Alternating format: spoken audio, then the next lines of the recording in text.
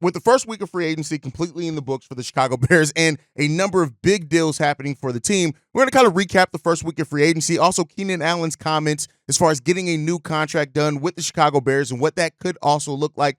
We're also going to take a look at Ryan Poles' history in day 2 of the NFL draft and later rounds, as the Bears have a lot of picks in the later rounds. We're going to take a look at all that, plus the mailbag, right after this. You are now tuned in to Chicago Bears Central, your number one place for all Chicago Bears news and content. What's going on, Bears fans? Welcome to another episode of Chicago Bears Central, your number one spot for everything Chicago Bears related. I'm the host, Derek Hayes, but more importantly, you guys can follow the channel at Chi Bears Central on every social media platform we happen to be on. That being said, let's go and get into this content for today. So Keenan Allen is officially in Chicago. He made a post after landing and touching down in Chicago. He already had his press conference and everything like that. When he was asked, he said, we wouldn't be here right now. Obviously, Yale will get there down the line. When asked about a contract extension with the Chicago Bears, it seems like if you look at what Ryan Poles did with Montez Sweat, wouldn't be surprised if the Bears try to lock Keenan Allen into an extension a little bit. Keep in mind, Keenan Allen, there was rumored that if he wasn't able to work out an extension with the Chargers at one point, that he may even look to retire. Keenan Allen still has a lot in the tank. And even though he didn't play very many games last season, still, I think, had his career year as far as receptions. There's a lot in the tank still for Keenan Allen. And I think it makes a lot of sense for the Chicago Bears to try to get him locked into a team-friendly, reasonable. Here's what I'll say. Team-friendly, reasonable, two different things. A reasonable contract extension, as they're going to have a rookie quarterback to kind of help mold and guide and that development. And so I think when you look at it, it makes a lot of sense. Keenan Allen made a lot of sense for the Chicago Bears, pairing with DJ Moore, maybe even another wide receiver, which we'll talk about here. But I love the what bringing Keenan Allen here, and I do think that there is a big chance, as far as with him talking about his future here, that you can get him locked into a contract extension. The biggest question is what that number will look like, right? And with that said, now with acquiring Keenan Allen has led a lot of people to ask, will the Chicago Bears still look to draft a wide receiver at number 9? A lot of Bears fans take a look at the situation with the Bears not having a whole lot of draft picks and say, well, the Bears are absolutely going to need to trade down from number 9 to acquire more picks. And Keenan Allen has maybe made the acquisition, the need to acquire a wide receiver at that number 9 position maybe not as strong as what it was before. I'm not saying that I disagree with that. I do think there's a huge chance the Bears are going to trade down from number 9, especially considering who may be there. But I'm going to offer a counterpoint for this, right? While I understand where everything's coming from, I'm going to offer a counterpoint in this. There's something to be said about the Bears still drafting like a Rome Odunze if he's still there at number 9 for the Chicago Bears. And the reason why I say that is with the acquisition of Allen, with us having DJ Moore here, we know that Keenan Allen, He's here for a good time, not a long time, right? Even if he does sign a contract extension, you kind of look at maybe sometime a decline's coming. You may have to prepare for a decline. Now, here's what I'll say. Even a decline of Keenan Allen is still going to be better than most wide receivers. The biggest thing is, can he stay healthy, right? But there's still a chance and a reason to think the decline aspect of it, you may want to take a look at that. So that's definitely something that you look at for sure. But then outside of just the decline aspect of it, you do have DJ Moore here locked in, right? But who's to say for 100% certainty that DJ Moore is going to sign a contract extension with the Chicago Bears? Now, I would like to think, I think we all would, is that if we're winning, the Bears are winning, he builds that chemistry with our new quarterback, he's going to stay here, all those things. He's even said before that, a new quarterback then moving on from Justin wouldn't necessarily affect him signing an extension with the Chicago Bears. He's also in one of those good declining contracts where he has 2 years left on his deal, 2024, 2025. He's an unrestricted free agent in 2026. So if you can kind of align that contract with Keenan Allen to go around that same time, maybe even a year after that, right? That could bode well for the Chicago Bears also. But if you have a young wide receiver, and for example, a Rome Odunze or whoever else, developing along that timeline with those guys, and then if for some reason Keenan Allen's gone, he's ready to retire, he rides off to the sunset. If DJ Moore, it does end up leaving the Chicago Bears, you have a wide receiver there who has spent the last, at that point, 2 seasons under 2 veteran wide receivers and has had a chance to naturally grow and may even grow into, the number 2 or a damn good wideout over that time as well. So I do think that there's something to be said that there's a chance. I'm not saying that there's a high probability or the Bears should absolutely forego trading the number 9 overall pick to get more picks depending on what happens in the way they evaluate the talent. But I do think that drafting a wide receiver, a wideout at number 9 is not outside the realm of possibility at all. Again, not saying for sure that it's going to happen, but I just don't think it's something that we can count out quite yet right now. But you guys can let me know what you think on that one. But Keenan Allen was one of the big deals that the Chicago Bears did make over the first week of free agency, and it was a busy one. Of course, we had the trade of Justin Fields to go to the Pittsburgh Steelers. A lot of Bears fans have taken issue with only getting a 6th-round pick. I understand it. I completely hear you guys on that one. We got a couple of voicemails on that here towards the end of the show. But that was kind of the biggest deal made because it clearly pointed at the direction now. We can eliminate the questions on if the Bears are going to draft a quarterback or in this draft. The answer to that gave the answer to that question. We now know we're moving into a new phase.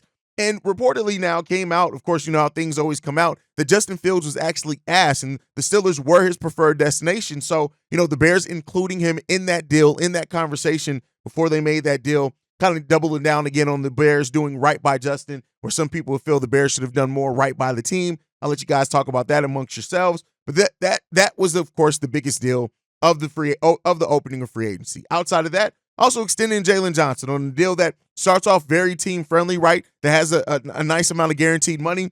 Really like that deal. I think this was a great deal by the Chicago Bears overall. Then the next one up, the trade for Keenan Allen. Just talked about it. If you can get him locked into a 2-year contract extension and add to that or even more, depending on what that number is, it makes the deal even better that you got him, and you got him for a 4th-round pick. Great deal here by the Chicago Bears, in my opinion. I feel the Bears did a great job at getting Keenan Allen to this team. I think it's going to do wonders.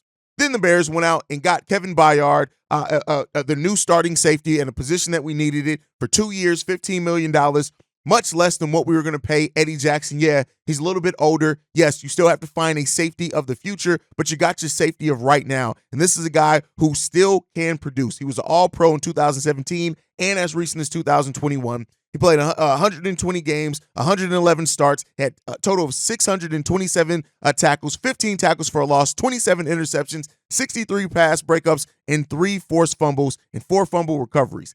4 sacks in that time as well. This guy can produce on the defensive side of the ball. And to me, having him next to Jaquan Brisker as you look to find your new safety of the future to pair with Jaquan full time, really like that deal as well. I love the way that he compliments Jaquan Brisker. Now, we need to see Jaquan Brisker step up a lot as well, but I really like that deal for the Chicago Bears. And then we got running back DeAndre Swift in here. We got him for 3 years, $24 million. The first year of that contract coming out at a little bit over $4 million.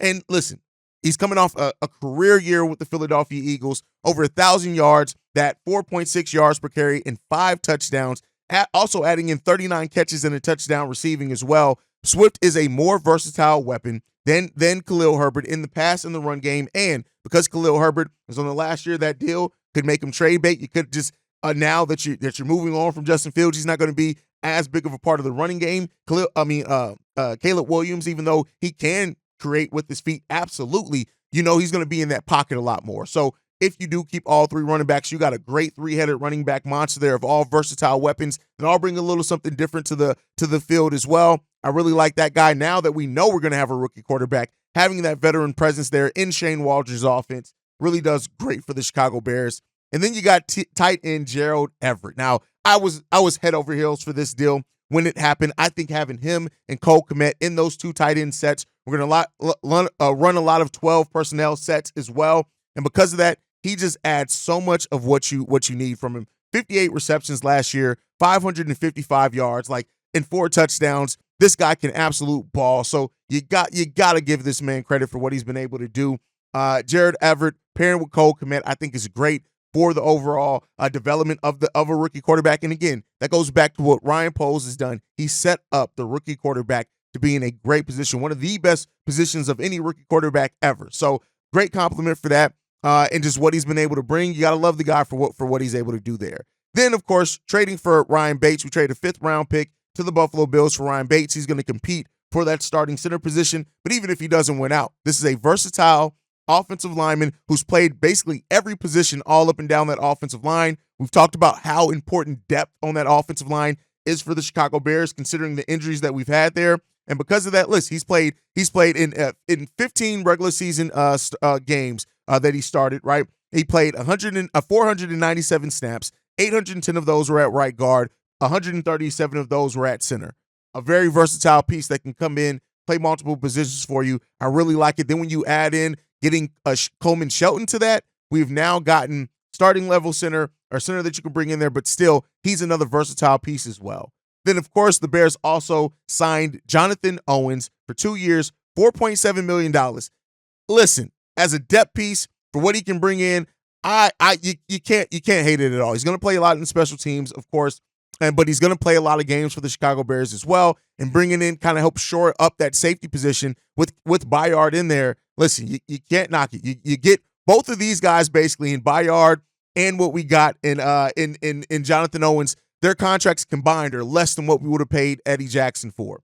You can't knock that at all. So love that deal overall. So the Bears have had a really solid first week of free agency. Also getting Matt Pryor in here for 1 year. We don't know the price on that. Brett Ripon as the backup quarterback as well, the third string quarterback to kind of help implement Shane Waldron's system. Really good opportunities there. The Bears have done really good so far in what they did in free agency. And so a lot of more one-year deals to Jake Martin, Jake Curran as well that we've signed before. Aman as well, who we signed as well. The Bears had very active first week of free agency, and we'll see what this week of free agency is also going to bring for the Chicago Bears. Because listen, I tell you what, I'm looking forward to it.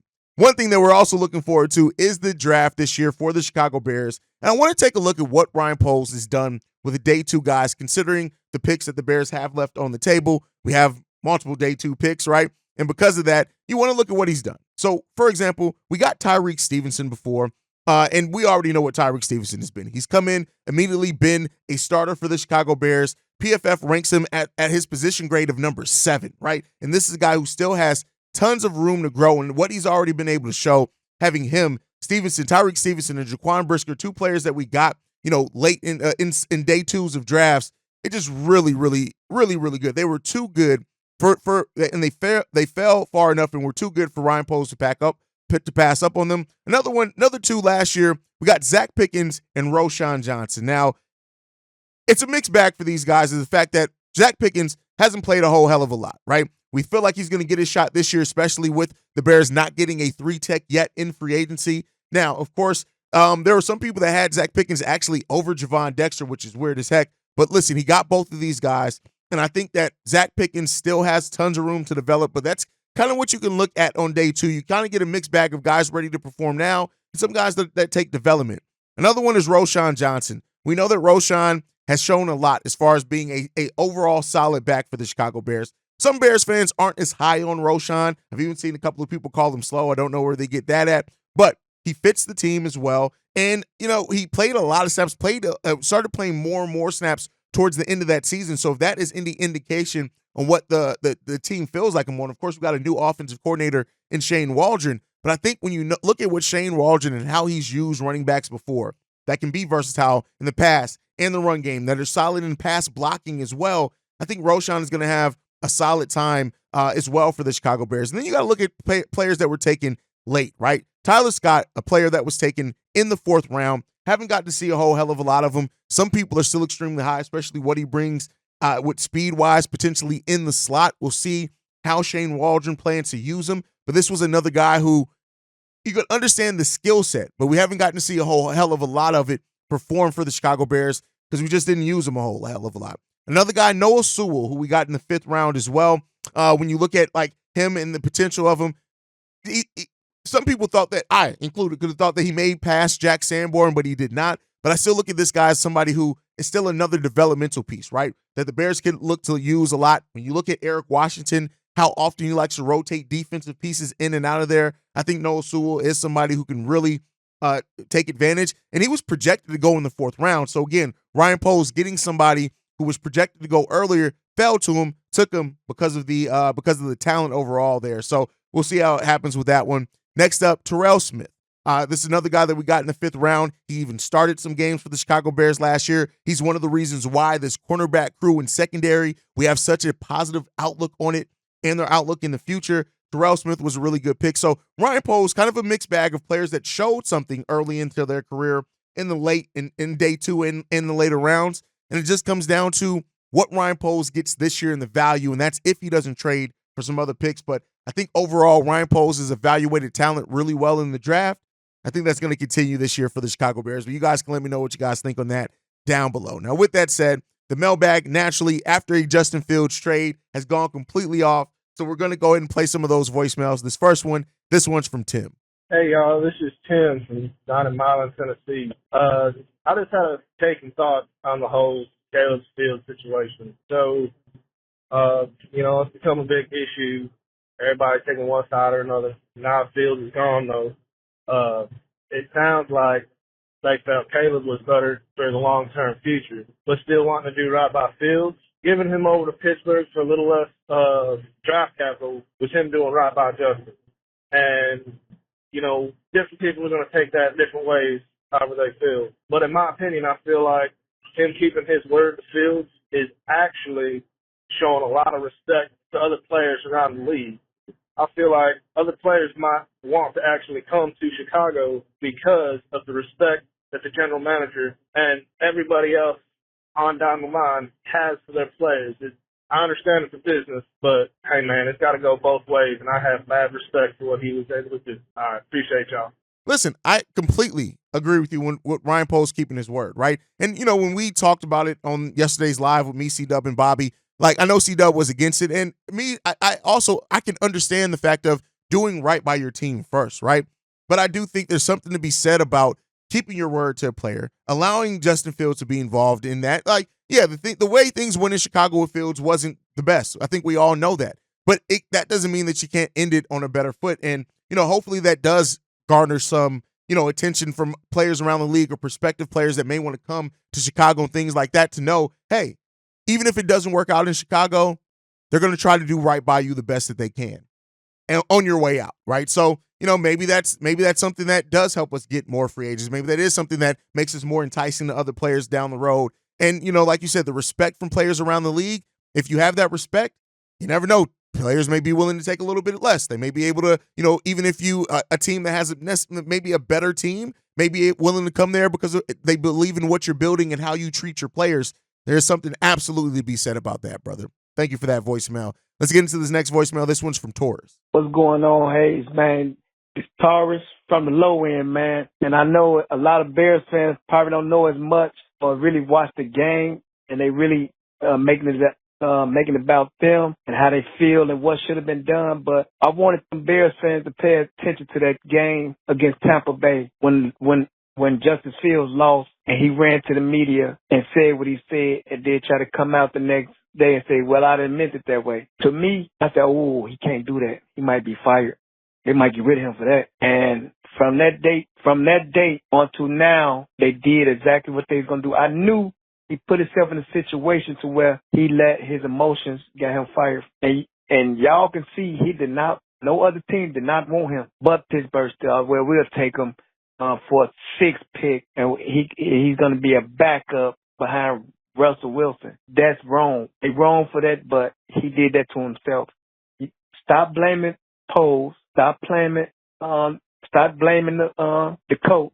But Justin Fields did that to himself. From that day, when they played the Tampa Bay Buccaneers and they lost, and he went when they said they was putting too much in his mind to where he felt like a robot, and he blamed the coaches for the loss, but then try to turn around and fix it. No, it don't go like that, sir.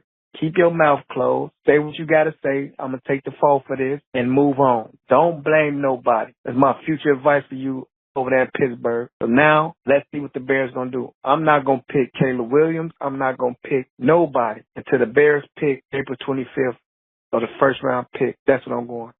Chicago up, Bear down.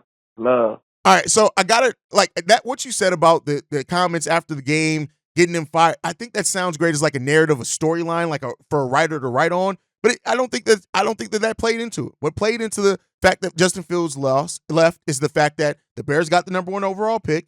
There's a talent at the top of this draft that absolutely people that has tons of talent to just be a great player if it all works out, and you can actually. Bears got to develop and put him in the right situation, which it seems like they are prepared to do.